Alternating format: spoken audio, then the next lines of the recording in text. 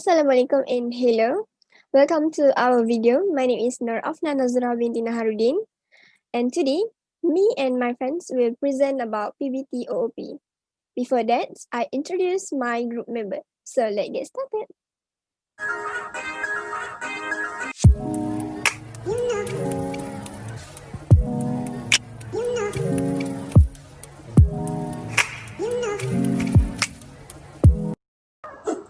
Okay, we are hired as a new software development leader at a new fast food restaurant in Ipoh, and we are assigned a task by the manager.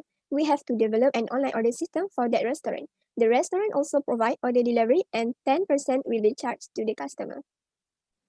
So, in this process of developing that system, we apply and use a little bit selection, which is variable and operators, class and object concept, branching statement, inheritance, exception handling, and multi-threading.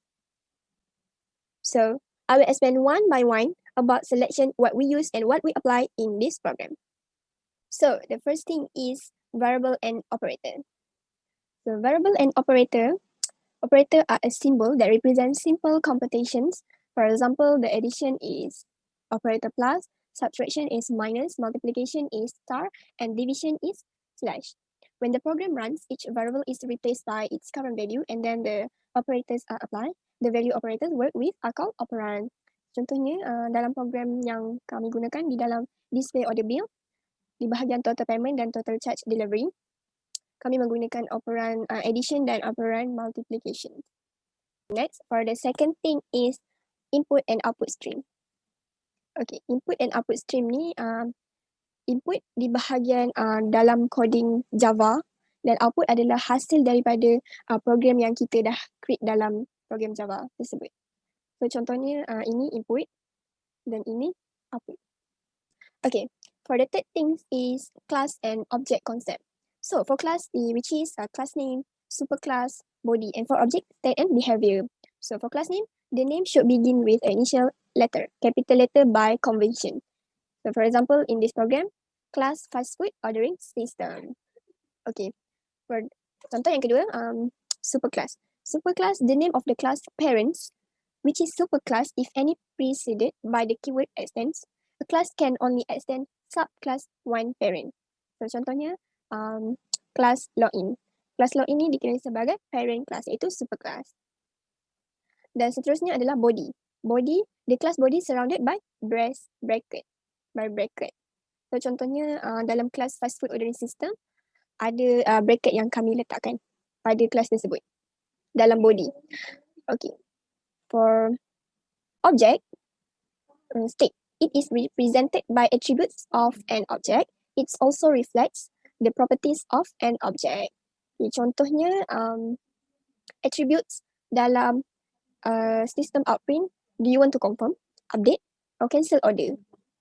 And then behavior. Behavior, it is represented by methods of an object. It also reflect the response of an object with other object. Contohnya dalam payment method. Dalam payment method kita ada method cash dengan method credit card. Okay, selain itu kami menggunakan inheritance.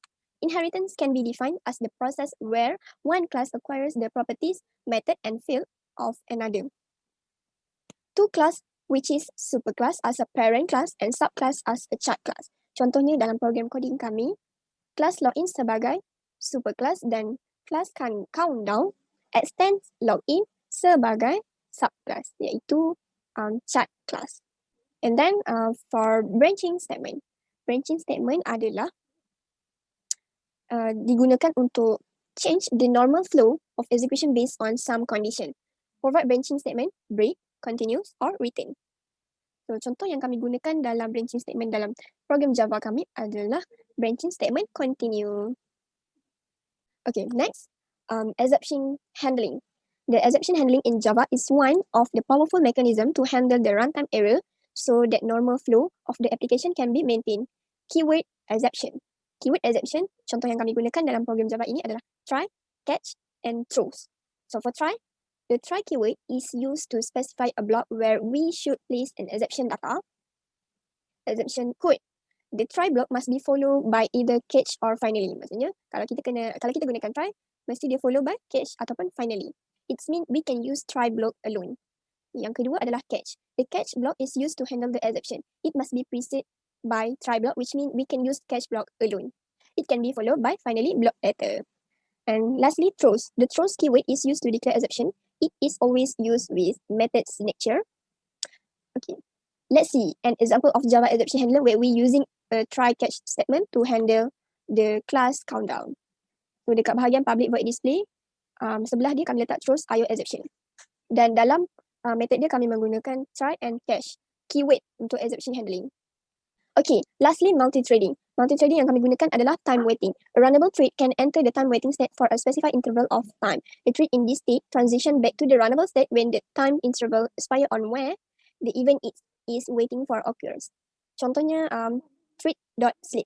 Thread.sleep itu suspend the current thread for the specified amount of time. Contohnya thread sleep, kami gunakan quantity 10,000 untuk kita kira countdown sebanyak 10 saat. Okay, sekian saja daripada saya dan akan bersambung dengan ahli kumpulan yang lain. Hai, saya Sunita anak perempuan Wira. Saya akan menerangkan kod di part login process and the authentication. Ini adalah kelas login kita.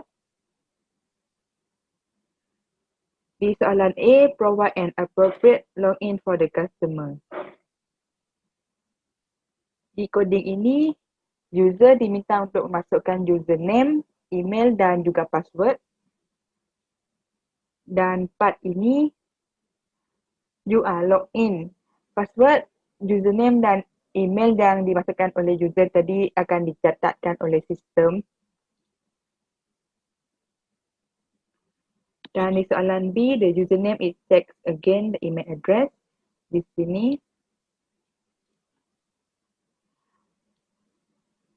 user akan diminta lagi sekali untuk memasukkan email dan juga password. Kalau email dan password tadi betul sama dengan yang dicatat oleh program, ia akan paparkan di part menu dan sebagainya. Dan user pun boleh membeli. Kalau user masukkan email dan password tak sama ataupun salah, user akan diberi 3 kali attempt di part sini.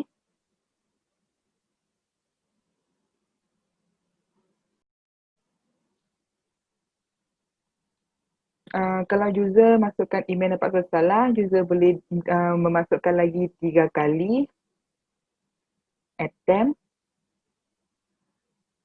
Kalau user masih lagi salah selepas 3 kali itu, kita akan ke kelas countdown extend login.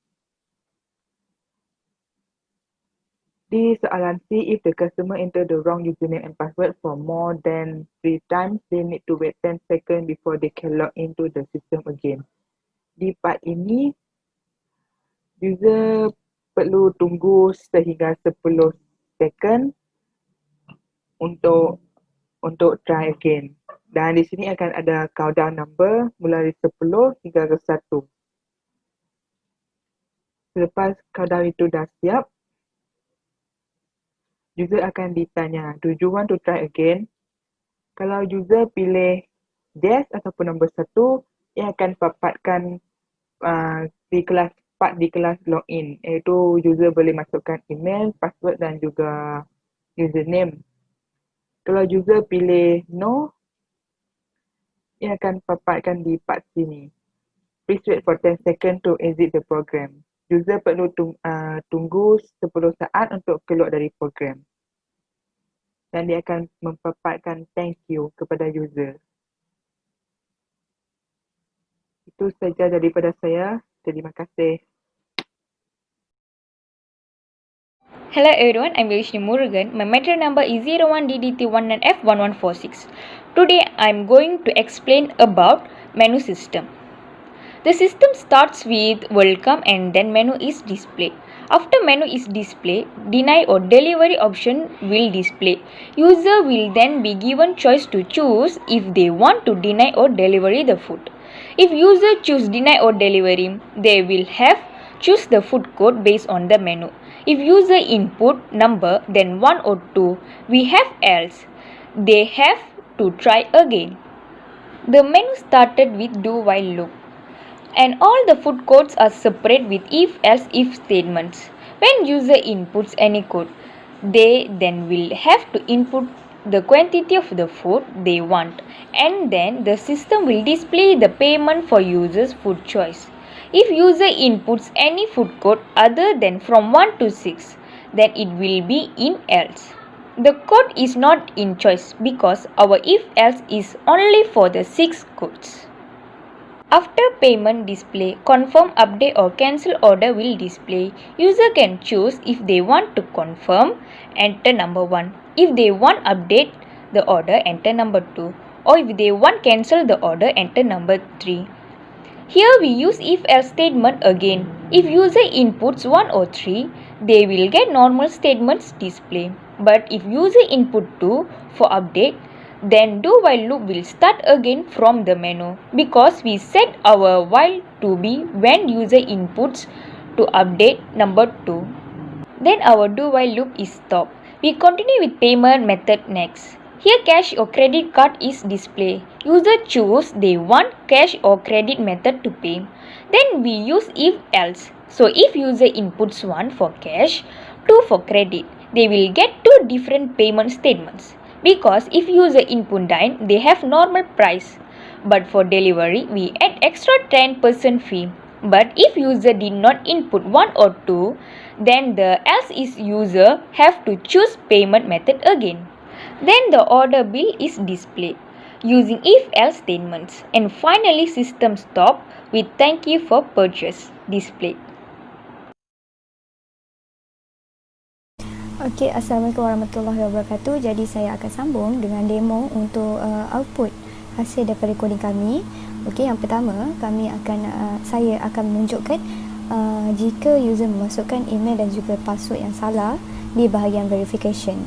Okey, jadi ini adalah file yang saya save, fast food ordering system, dan name class saya adalah fast food ordering system.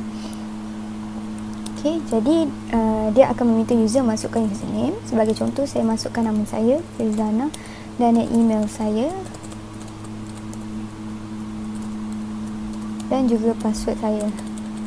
Okey, jadi dia akan meminta user memasukkan email dan juga password semula untuk verification.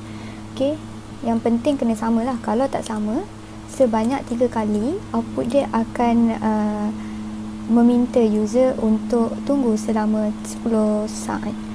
Sebagai contoh di dalam skrin inilah.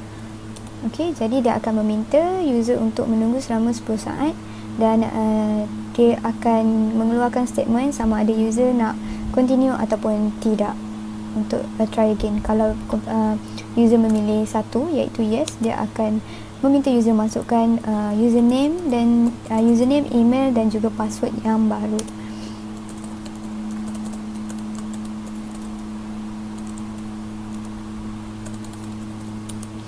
Okey, dan dia akan verify semula. Jika betul verification tu, dia akan mengeluarkan output di bahagian menu. Okey, dan di sini dia akan tanya sama ada user nak done or delivery. Jika user memilih delivery, akan ada charge 10%, dan jika done, tak ada charge. Okey, sebagai contoh saya memilih untuk delivery dan saya akan memilih kod makanan yang nombor 6, iaitu donat berharga RM2 dengan kuantiti 3. Jadi dia akan mengeluarkan your payment dan juga dia akan meminta user untuk pilih sama ada nak update, confirm ataupun cancel. Contoh saya memilih update, saya pilih pizza, memilih hotdog iaitu kod nombor 5 yang berharga RM6 dengan kuantiti yang 1. Jadi sebagai contoh saya akan memilih cancel. Saya nak cancel order. Kalau confirm dia akan terus kalau confirm dia akan terus ke payment method, tapi kalau saya cancel dia akan terus keluar daripada sistem ini. Jadi saya masukkan semula name class dan juga file saya masuk semula untuk membuat yang bahagian confirm.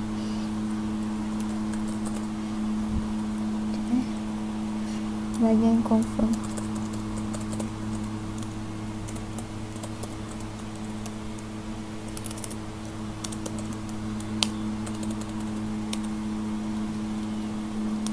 Okey. Contoh tadi nombor saya akan memilih dine nombor 6 kuantiti 3 dan saya update semula iaitu kod nombor 5 iaitu hotdog dengan kuantiti yang 1 dan saya akan pilih confirm. Dia akan keluarkan payment method sama ada user nak bayar cash ataupun credit card. Sebagai contoh saya bayar credit card dan dia akan beritahu lah total payment dan dia akan meminta user menunggu selama 10 saat untuk bertanyakan sama ada nak proceed lagi sekali ataupun tak nak. Kalau tak nak, dia akan keluar dari sistem terus. Okey, jadi itu sahaja daripada saya. Sekian, terima kasih.